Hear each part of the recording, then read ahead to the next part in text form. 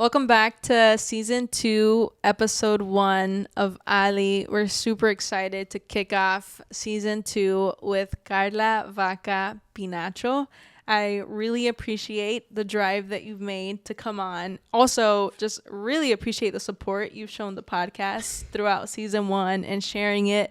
Honestly, like, to anyone listening, that's super helpful with our content as far as like liking, subscribing, sharing. It just helps us like not only get the content out and empower our guests, but also just, you know, from a growth standpoint, it helps us as well. So thank you so much. And thank you to you for coming. Super grateful, really excited. Fun fact, in the first pages of the journal of Ali, my personal journal. Yeah. Your name is on it on like the second or third page. So not to sound creepy or anything. Saying what? Now that sounds creepy, but no, it was like, what individuals would we like to have like associated with our brand? 1. Yeah. And then 2, like, what individuals are we looking to have in the future to come onto the podcast? Yeah. And like, what is the profile of the guest? So when planning that out, I have followed you on social media for a while now. So I really admire your content, but, it's crazy because I think it starts with a person's name being written in the journal, and then it comes to fruition, which is a beautiful thing to see. Agreed. But you've been part of our early process discussions. Dang. So crazy how life works. So really excited to have you on. But let's go ahead and get into it. Yeah. Who is Carla Vaca Pinacho? Well, before we even start that, I think I want to say thank you because I love my Hispanic culture and I love my Latin community and all the communities around. And this really like tells, it speaks our voice. It really speaks loud about who we are. And that's why I love it so much because, you know, every podcast is going to be different and every episode is going to be different with each person's story. Because I think people know a little bit of our stories, like, you know, a lot of us came from different countries in Latin America, but they don't truly understand what some of us went through. And I just like love hearing every story that is on the podcast. And I've just like, I tell you every time, I'm like, I just cried. But yeah, I'm wondering why didn't you reach out before, Ali? Yeah. Why didn't you reach out before? Why didn't we connect before? Because I also did hear a lot about you and I feel like I should have also, but you know, el hubiera no existe, and we are here now, but yeah, thank you. Yeah, of course. Super, super excited. Yeah, I should have, definitely. You know, and I think one thing that I will say is our team kind of treated season 1 as like the groundwork in terms of like, we're trying to figure out how to even put a podcast out. And we wanted to build a portfolio too. Right. So when we went to individuals such as yourself, and fun fact, this is the first time Carla Vaca Pinacho and I have met each other. Yeah. But we wanted to ensure like individuals understood that what this is like, we're taking this serious and we're trying to be, intentional with our platform and the individuals that we empower. So we definitely want individuals to trust our platform too. Agreed. So without having that like personal relationship already, I think it was like after having episodes uploaded, I was like, okay, now I'm gonna approach her and be like, hey, would you like to come on? So I love it. Glad to have you on. Me too. I'm glad to be here. So tell us about yourself. So my name, like you said, is Carla Vaca Pinacho, and I am Mexican. I was born in Monterrey, Nuevo Leon, and honestly, I can remember the day that I like was at the airport waiting to go to the United States, and you know, I remember, you know, when I was like bawling. I was like, you can see all the pictures from that day, and I'm like just crying my eyes out. My brother was like 1 year old. I think he was like a little baby and he doesn't remember anything. But I was born in Mexico. My mom is from Oaxaca and my dad is from Veracruz. So they're from the southern part of Mexico. And I'm from the city. So that's where they both met. And they had me. And yeah, so I came here to the United States whenever I was 6 years old.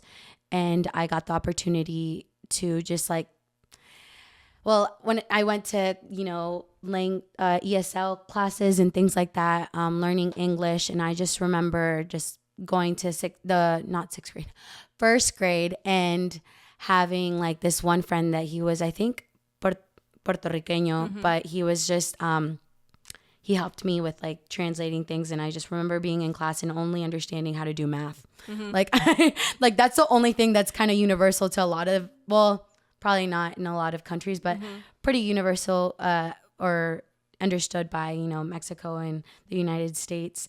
And it was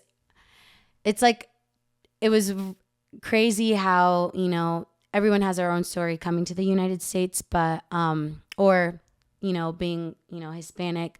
But anyways, yeah, so I'm from Mexico, and I used to go back when I was younger, like once a year to go see family, because it's just myself, my mom, my dad, and my little brother.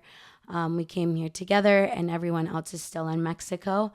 I work in the tourism industry, and I focus on the marketing agency side of the hospitality and tourism industry. So my company is called Miles Partnership. So that's kind of a little bit of me. So to dig a little deeper into the transition, do your parents tell you any of like their initial experiences coming from Mexico to the US, and like via visa and then working too? Because your father's experience in Mexico, what was it? Yeah, so my father's experience is a little different. He studied chemical engineering in El Tec de Monterrey, which is a very known university that has, I think, a lot of connections in the United States and also in Europe. And to give a little bit more background, and the way he got there is because my grandfather, he worked really hard in this, also as an engineer. But the way that my grandfather started was like, I remember him telling me this story, is he did not have a good steady job. He barely had a lot to like pay for anything. Met my grandmother. She was a lawyer, and he didn't want her to like be working in the kind of conditions that she was, because, being a lawyer in Mexico is kind of dangerous sometimes, depending on what you do. But she, I think, from what I know, is like, she focused on, cases that were kind of dangerous. So he wanted to like help in the house. He wanted to pay for more things. So he started working a lot. And he worked in that same company for like 50 years, 50 plus years, but started like as just like the lowest position and worked his way up to finally be able to pay for my dad's college. Sent him to El Tec de Monterrey, and then my dad studied there. And then I think there was a program where like he got into this company, took this position, and then they started opening offices in the United States, and they opened some companies in Charleston, North Carolina, and that's where when we moved to North Carolina. So he was working there for a while. And he doesn't like, he wouldn't tell me like the transition. I think I just remember like everything that happened, because like my mom, she did her 4 years, and she got her license in Mexico. And like when she came or took that decision with my dad to go to the United States, she had to like say like, either we stay here and both of us work to make the same amount of money as that they would in the United States, or they take the chance and go to the United States. And for my mom, even though she had to she was going to leave her career, she was like, no brainer, let's go. And that's when we were like, I was around like 5 years old, 6 years old. And my brother was, he was just born. And also before that had happened, whenever my mom was going to have my brother, she almost like died having my brother, because like they did the wrong surgery. I can't remember what surgery it was, but I think at that point in my mom's life, she was like, okay, I want to, I guess I just got saved basically. Like, I think we can do more, Yep. Let's move forward in life. And coming to the United States, for her was, I'm going to talk about her a lot at first, but for her, it was a very difficult. She struggled with depression because one, she left her career, she left her family, and she's built off community. And I feel like I am too. I think like a lot of us are. She left her grandparents, which are so like, they la criaron, which is like they basically, her childhood was with her grandparents, and she had very difficult time where I had to be the older sister, and like I didn't even know what depression was at the time as like 7-year-old. And she was like very heavy. She like got into like drinking a lot because she was at home so much. She basically like gave up her career and was the mother of the home and just stayed at home and didn't work because she didn't have any education, no GED, nothing like, so she basically started from scratch and crazy. Cause like in Mexico, she graduated like with her, law degree at 19 and had me at 20. Wow. And that to me is like, that's commitment. Yeah. That's dedication.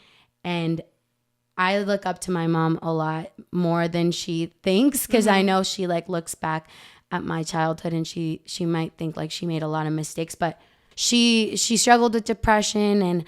And then once my brother went into like school and he had trouble speaking, she started going to volunteer more. So she started to volunteer at schools, and basically at the end of the day, she got into teaching because of my little brother. The process wasn't too long because it was like when Obama, whenever they wanted to go from residency to citizenship, like Obama was in presidency. So like they started the process, and then Trump became president whenever they actually got the citizenship. So I know like right now it's a little bit more of a struggle, probably also because there's a lot more people like trying to get the citizenship. But what was I going to say? We all got our citizenship in 2019. So that's when my dad, we didn't have to take the test, my brother and I, because we were under 18. Or no, under 21, sorry. And so he took the test and we both got it. And then my mom, I think, waited a little bit more and then got hers. But it was, I think, so we got there, we had a visa 2006. Residency probably around 2008, 2009. And then citizenship in 2019. So, yeah, a couple years. Yeah. But the journey of like actually getting here wasn't as difficult as most people like make it. Like they think like all of us just cross the border. Yep. And it's like, no, I mean, there's other ways to get here.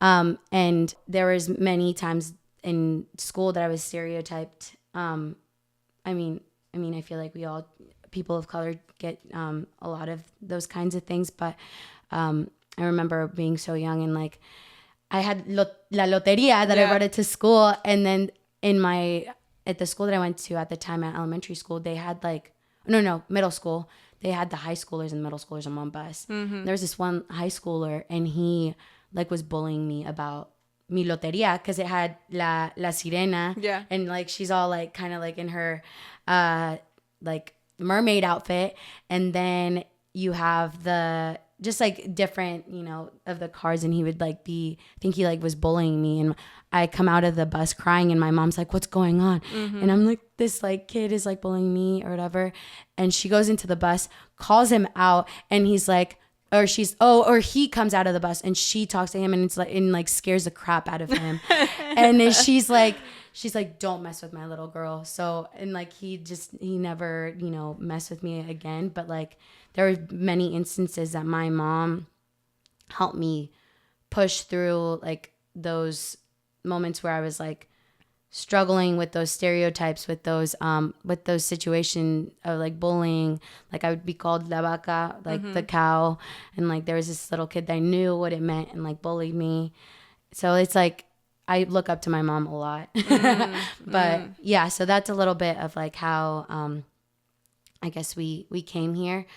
And I think it's a long journey of like how we started and like where we are now, because I know whenever we started, yes, we I feel like we had a lot, and we I mean, we were limited in some ways, but my dad worked really hard to get us where we are now.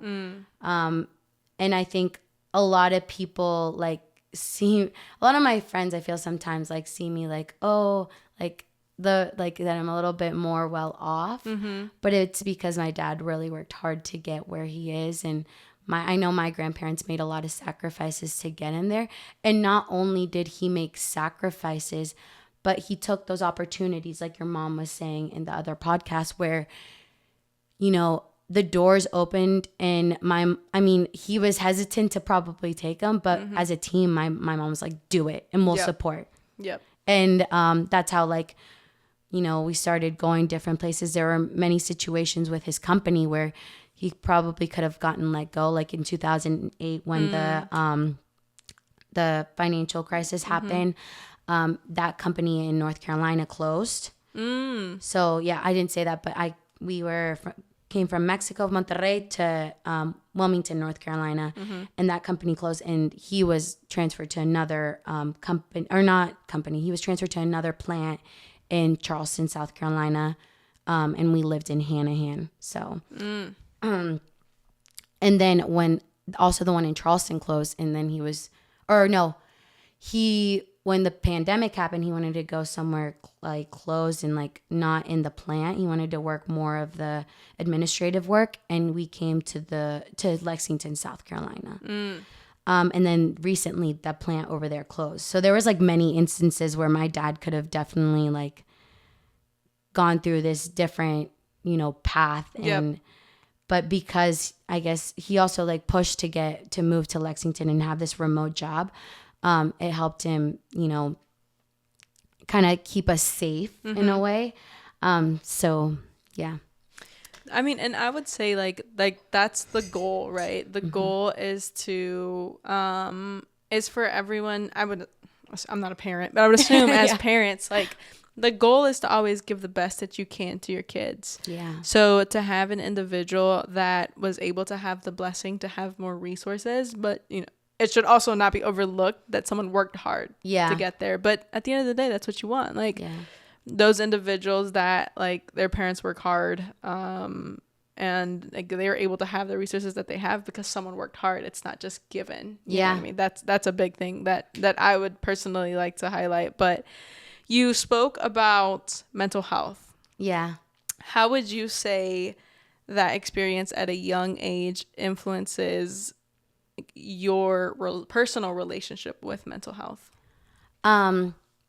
So for a while, actually, I kind of blocked mental health, and I didn't realize like it was an issue, even though I had that, you know, phase with my mom. Like I was like, I'm not going to struggle with mental health. Like I told myself I wouldn't, but I actually have had a pretty like crazy journey with mental health. And I feel like we all do, like we have our own like situations. But now I can say like confidently, like it's one of the most important things in life, as well as self-worth and self-love. Those are my favorite things to like preach on, is like, you can't help anyone else if you don't help yourself. And what better way to help yourself than to love yourself? Yep. And so my mental health journey, like it's been a mix of like helping my mom with her own self-worth as well. Cause, for a while, like she struggled, like, you know, she wanted validation. And I feel like, you know, a lot of us like want validation, but it was in a way that like it caused her to go back to those habits of drinking because she was so sad. So it was like the only way to like, you know, the way I saw it, the only way to like be able to, you know, move forward in this change that you want to do. It's not going to come easy. It's going to be slow and it's going to take time, but you need to do little by little, start, you know, setting boundaries and stop like allowing, just allowing like you're getting that self-validation to control you. Yep. And before I was able to tell her that, I actually went through my own like I went through my own struggle. I had a boyfriend in 2019 where we broke up, and it was like my parents had moved to Lexington and I stayed in Charleston. And I remember just like crying about it.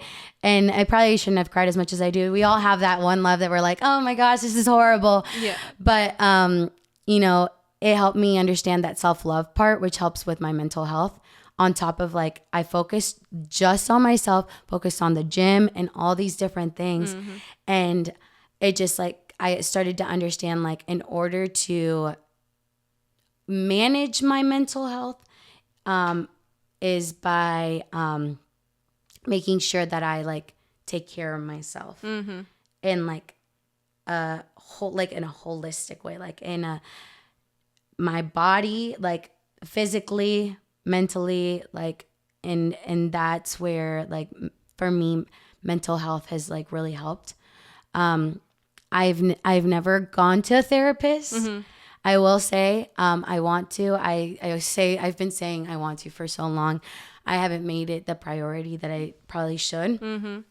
And I did go to, not a therapist, but there was a situation in high school where I got this big anxiety attack. And I had to go to a mental hospital, which is, I think that was the first time that I got really, I was like, I was 17. So I was like a year before, if I would have 18, I would have gone to the one with adults. It's crazy how many people struggle with mental health and sometimes they're medicated incorrectly. Yeah. And I don't know, I didn't go and like research into like figuring that out or like seeing like how many people get affected by it, but I know like I was affected by it. And so those two situations that happened to me kind of shaped me to have the mental health or understand how to take care of my own mental health every day. Social media helps so much, honestly. I hate to say it, but I know it helps me to like at least stay motivated and like you can do more. You can you know, you need time for yourself. You don't need to be like up at night, like thinking about like some work thing. Yeah. You can relax, like, and then also like going to sleep early really helps. Yep. And, you know, also friendships. Friendships are my biggest relationships, like friendship relationships, any type of relationship, has really helped me with my own mental health journey. So yeah. I will say, and I think this is something that is often overlooked, but unpacking childhood experiences is a big thing. And I think that that's something that, which is quite funny and the irony of it, but it's something that I'm working through currently at this very moment in my life. It's like your parents do as best as they can, and that's all we can ask for, right? Because it's your parents' first time being a parent. Agreed. I think for me personally, I feel like so my parents are divorced. They got divorced when I was younger. But I feel as though that divorce experience helped me like view my parents as humans rather than like, I feel like when you're a little kid, you're like, oh, my parents could do everything. You know what I mean? But I think that moment was like, my parents have emotions and they're doing this for the first time in their life too. And your parents do the best that they can. Exactly. There is no instruction manual that comes out. There isn't. There isn't one that came out with me. I don't know about you, but so They might be making it. Who knows? But I just like to be able to acknowledge and have that self-awareness to say, okay, there are certain things that affected me when I was younger that I need to work through at this age to understand relationships with other people, to understand like where I'm limiting myself, to understand my quote unquote toxic traits, you know, and how do you end the cycle of probably something that maybe you learned or picked up, to then give your kids a better future, because ultimately that's the goal, to give the next generation like a better lifestyle, but also just mentality and like relationship with mental health. Like to have that conversation consistently with people, I think is also extremely important. To be able to show that vulnerability too is super important. You know what I mean? I think sometimes social media will do this sometimes too, but glamorize different things and different lifestyles. But this podcast is a good example. Like they don't see the frustrations of like, you don't necessarily see the frustrations of like trying to edit audio and staying up until like super late. I mess it up so much right now. No, you're good. But to be able to like work through that process, like not everyone sees the good and the bad. Sometimes they only have a surface level of the good. So that's extremely important, and I'm really happy that you're open, and you were open and are open to talk about it, because I think it's super important, and I think people shouldn't be afraid to have that conversation more and more, especially with their friends. You know what I mean? Like if like that's what a friendship is for, personally. Like why would you have someone in your life that you're not willing to like be vulnerable with and learn from? Because you never know what other people go through as well. So that's extremely important. But you did mention hospitality and tourism. Oh yeah, I did. Yeah. So that is your current career at the moment. How did you choose this career? So I always tell this story to a lot of people that ask me that. My journey in hospitality and tourism started actually in downtown Charleston, at the Charleston Place. I don't know if you've heard of it. It's in like, it's the area where there's like the Gucci store under it, and like there's the big stairs and everything. So yeah, I started as a spa receptionist there. And at the time I was working at Express. And then I was also cycling on top of like doing school. Wow. So it was like I was doing all these three, but I was close to where I was working. And also I didn't have my parents. I told you, like, I think my parents moved. So I was just like focused on like work, gym. Cause at the cycling place, I like worked there so that I could get free membership, and I would cycle in the mornings. I think I would do like 3 rides before, like in one day sometimes. Oh wow. I was like so obsessed. Cause this was also after like, you know, it was like me trying to be able to do a workout with my injury that happened with my knee. So it was, I started in Charleston Place, and I just loved the ecosystem of the hotel. It's a luxury hotel, and you know, there's just like, at that moment before the pandemic had happened, it was like the best time to be in the hotel and hospitality industry. And I was actually studying to be a dental hygienist at the time. So it's like totally different. And I was struggling with the biology classes. I was just struggling with just science in general. Yeah, same. I feel you. I'm not I mean, I understand it, but I'm not gifted in like doing all of that. But I was very much gifted, and I fell in love with customer service in the luxury, you know, side of things. And this hotel, it was just like they had training. They had like these different training sessions that helped you understand what the hotel is, the brand. And that's when like business is like when first introduced to me. And I was like, Mom, I want to do this. I want to continue to work for hotels that I get to meet new people every day from all types of places. And not only that, but the people inside of the hotel is one of like my favorite things, the community, because the servers and the housekeepers, they're the ones that make the experience happen. Yep. They're the ones that put all of this together. And you might think it's like, okay, the general manager, you know, and you want to thank him, but you really have to thank everyone in the hotel.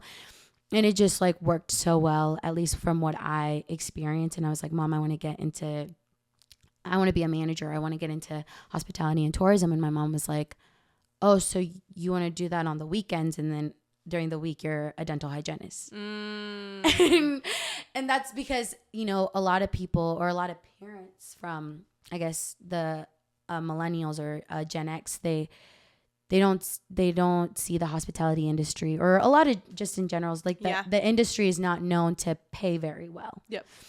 And so my mom's like, but as a dental hygienist, you can make $75,000 starting off, or something like that. Or you can get these jobs that are well paid just for getting a license. And I was like, yeah, but am I meant to be in that dental office? Like, if you know me, I'm never at just one place. Yeah. So it was like, I don't know if that would be good for me. So they were like, yeah, I don't know. You have to show us like how you were going to be successful, because also at the time I was like jumping from different things. And so I think I made like a presentation for them, and I was like showing them like what I could do, and then I was like, and what programs I could go into, USC and College of Charleston being one of them. And then I was like, no matter what, I'm going to be the best at it. And to this day, like, that's my goal, not only be like the best in the tourism industry, but also to provide the best experience. Maybe right now it's best marketing practices, as it comes to the work that I do, which is I work in the diversity, equity, and inclusion space as a project coordinator for a marketing agency. And you know, it's like there's more demographics to it. There's more people, like, and, you know, people seeing people of color, you know, they relate to the brand. It's in making sure that brands not only, you know, are diverse racially, there's diversity and like neurodiversity, where it comes to like not only mental health, but people that just struggle with disabilities every day. How can they relate to not only brands in the tourism space, but just the tourism industry, and how are they being thought about whenever they are trying to go to Aruba, or they are trying to go to Charleston, South Carolina, or they're trying to go to Washington, D.C. Like, how are they prioritized in some way, just like the regular people are. So yeah, I forgot the question, but no. Yeah. How I started in the tourism industry. So I started, there. I went to study at the University of South Carolina, the hospitality and hotel and tourism program. And they actually separate hospitality and tourism. The College of Charleston puts them together. So a lot of people, if you know, you talk to them in that studied hospitality and tourism, hospitality is more of the hotel operations, or I mean, there's so many different parts of the hospitality, but it's like more hotel, restaurant, and then you can also get into hotel investment, ownership, and these other like probably marketing and hotel brands and things like that.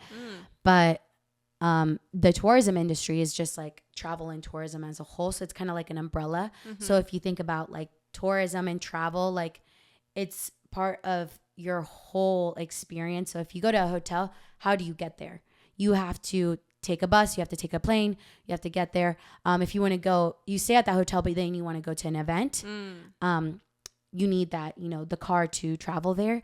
And tourism has a destination marketing organization or visitors bureaus that are function off of government money or hospitality tax that happens when you stay at a hotel. So they use that money to either sell the destination or work with the community to sell experiences, or you know, do marketing campaigns about Charleston as a whole, like what you can do and things like that. And they provide guidebooks of like where you can go, coupons that you might be able to use and things like that. So where I come in with my agency is we work with these different destinations that have the either visitors bureaus or the destination marketing organizations. And they're like, oh, there's a need in a marketing campaign that kind of has diverse, demographic, or, we want to integrate diversity and equity and inclusion. And we're like, okay, yeah, we can do that. Or they could even be like, our CVB needs, or our community needs consulting of how to start with our DEI initiatives. So our department is half internal, half external. So we work with clients, but we provide services of consultancy, like consulting.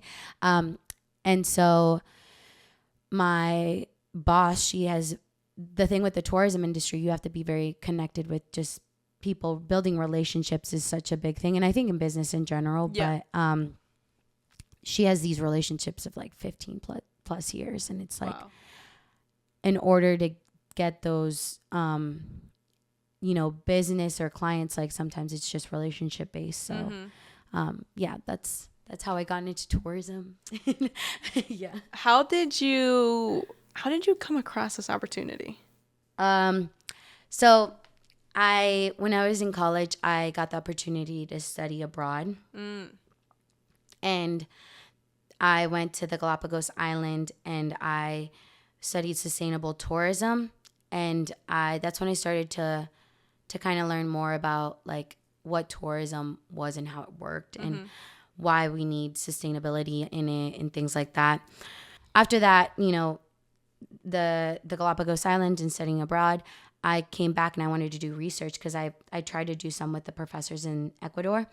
And I came back and I told my dean, I was like, I want to work at this hotel that I got this opportunity for. And I started working there, but it's not going well.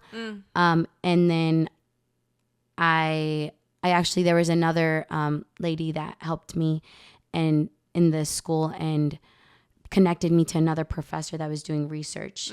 So in the Galapagos Islands, I applied for scholarships so I could get my last semester for free. And because I got it for free was why I was able to decide, like, I'm not going to do this paid position. Like, I was going to get paid $15 an hour. And for me, that was like a lot as an intern. And I took a research position at the school that was not paid. It was, I just was an unpaid intern for the school. And honestly, it was the best decision I could ever make because it helped me challenge myself in ways that I didn't think I could because I was so focused. I had done internships that are line work internships. So that's just like the servers and like the people that you see when you go to these restaurants and things like that. So it's more operations based. And I finally got to kick into like my actual analytical side of like, how am I supposed to like put these stakeholders together or these different concepts together to build another concept kind of. Yep. So when I got into research, we focused on this paper or this published, something that the company that I work for published. It's called Time for DMO-ocracy. So it's putting that DMO of Destination Marketing Organization. And it's these different topics that they talked about to give best practices for the DMOs. And they like fund this research study. A lot of DMOs and like different organizations funded this research study to help understand diversity, equity, and inclusion, issues that are happening with community engagement, or not issues, but how we can like mejorar, improve community engagement, and then just like these other different topics. So that's because I did that for that semester. Then my professor was like, oh, there's this apprenticeship that they are offering, and I think you should apply. She gave me a great letter of recommendation, and then I was able to get the position. I will say having an unpaid internship requires you to have an understanding of your long-term vision for your career. Yeah. Because to be able to go and essentially volunteer work, right, in exchange for experiences, rather than going to somewhere where you were going to be paid, like you really had to have a grounded understanding of what you wanted to do with your career. How would you suggest individuals come to that? Like, how did you become so certain in the fact that like this is what I want to do? Like, was there a moment? Was there a thing? I think after the Galapagos, I was so like confident and so like I was so like motivated in like what the work was actually going to be, and I knew that there was going to be some long-term commitment at the end of the day. Even from the start of like going into the tourism industry, I knew, I mean, it wasn't going to pay it as good as other industries, but I knew it's what I wanted to do, because the other reason I got into it is because I remember going to Oaxaca and like seeing like local people. They literally have like so much shit they have to carry, and they carry up these big hills. They go down all the way to the part of the city to sell their stuff to tourists, and then they go back up to just be able to feed their families for one day. Yep. And that to me was like, I want to be able to help people like them eventually. But how do I do that? I have to make sure that I have the resources, the knowledge, and I have all the understanding as a whole. I can't say right now that I can help those people that I want to help eventually, but I know that in like 5 years, 10 years, I could probably have the opportunity to do that and like fund those kinds of programs. So in that moment when I decided to take the unpaid internship, it was because I was like, I know no matter what, having connections and relationships is going to help me for the future, because I know I did a lot of volunteer work while I was in college as well. Like my parents, you can ask them, I was never at home because I was just like an event trying to like get professors to see me more. And that got me an opportunity in Prague. I went to they called me one summer, my school, and was like, Carla, I think we want to choose you to go to this conference. It's the International Society of Hospitality Consultants, and it's like it's like kind of like a fraternity, or it's a very exclusive like organization that chooses executive level consultants, or just like executive level people in the industry to get together. And they were getting together for this conference in Prague, which is in the Czech Republic. And I was like crying. I was like, whenever I got that opportunity, I was like, wow, like I worked so hard. I know like I volunteered and it's finally paying off. Yep. So it was before I had decided the unpaid internship. And that's when, to me, it was like a no-brainer. It was like, I have, my only worry is ever right now, or at that moment, was like my college tuition. I got it paid for. My parents, I was very confident, but I also know like, use your resources. Yeah. And I, my parents helped me. I babysat at the time. So it was just like, it was a no-brainer for me to like, yes, I could have gotten like, I could have saved like at least 10,000 that, semester. No, not that much. Sorry. Like around 5,000. Yeah. But it was the experience and the knowledge that I was going to gain. I knew it would have been worth so much more than just working, because I know I started with I love hotels, but knowing the tourism industry, whenever I started understanding that tourism was like the whole as a whole can make more, not make more but do more, that's when I just decided like let's do the tourism thing. Where do you see yourself in the next 5 to 10 years? I see myself. So 5 and 10 years can be so different. Yeah, so. I know. I'm sorry. I gave such a wide range. Where do you see yourself in the next 5 years? 5 years. So I see myself being either moving up in a position, working with accounts. So working with these different tourism or organizations to help with their DEI initiatives. I also see myself getting into sustainable tourism again. And then I want to get my master's in. I've thought about either sustainable tourism or in like my MBA, an international MBA. Yeah. But I want to do programs that are within the tourism industry. And those will help me get recognized by people. So my biggest thing is like getting my name out there and getting my, also people just to understand the tourism industry. So tourism advocacy and like either doing research studies or finding ways to incorporate it with my position. But, advocacy of the tourism industry, working with local communities, in the tourism space, or just community engagement. So these different things, actually putting them into actions or into projects. So I know like 5 years can come so quick, but at least I hope that I can at least move up in my career in the tourism space in the next 5 years and do all those things. What about on a personal level? Personal level, like... I would say like emotional, mental growth. Mental growth. I think, I hope by that time, like I start, building a family, and then also just have this, I want to move out.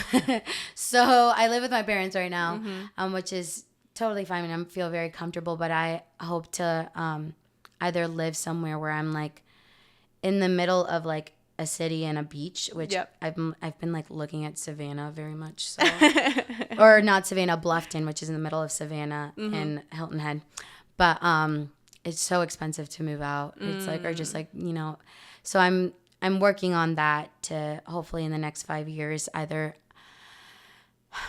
I struggle with the whole thing about a house and renting because there's just like financially it's like a different sacrifice that you give. 100%. And especially because I travel all the time, I'm like, do I need to buy a house? Like, what if I want to move somewhere else in the next like year or something? So just like, that's what I hope at least to move out and hopefully start like building my own family soon. I don't want to build it.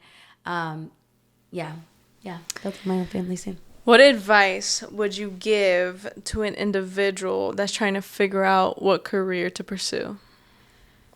I think I'm going to go back to piggyback on, I forgot her name, but she was on your one of your episodes, and she said, do what you like, you're passionate about and what you think is like meant for you, at least that when you find it. And if you have to shift, like, so be it. It doesn't matter, do what makes you happy in the moment in your life. It's going to take a lot of sacrifices. Like I am big on sacrifices, and then also consistency, commitment, and then also setting boundaries, like all these different things. But make sure you do those in conclusive of also working hard and making sure you stay true to what you want to do. That was beautiful. Don't chase the money. No, chase passion and a healthy, and a little bit of the money. Yeah. In a healthy way. Yeah. I hear you. I definitely agree with that. I 100% agree with that. Yeah. So I am really grateful. Thank you so much for your time. I've really enjoyed the conversation. I will say I learned way more about the industry. The tourism industry? 100%. Way more than I've ever known. I didn't, like, for example, I didn't even know hospitality entailed all of those items. So that was And then you get like the sports side of like there's sports management. That's a whole different ball game. Yep. And yeah, I think a lot of people are just not knowledge about the tourism industry. And obviously you don't have to study tourism management if you want to, like have it as a minor, but there's just like a lot of ways like it's incorporated in business in general, and a lot of people find themselves in the tourism space later on in their life. Yeah. And like, why later on if you can start at a very young, you can start working in the tourism industry at 15 and make money. Like there's servers making like, or servers and bartenders making 1,200, like 6 figures. Yeah. Yeah. A year. Yeah. And that's insane because it's like an experience that a lot of people don't understand that they can provide. It's like cruise ships are under that. There's just like so much under like the tourism industry. And they, you know, a lot of people are, I mean, like finance, you can be in the tourism industry. Yep. There's just, it's a business. At the end of the day, it's a business. So yeah. Awesome. Well, I really appreciate it. And I really appreciate the knowledge that you've shared and your time. I will say this is our first time meeting in person.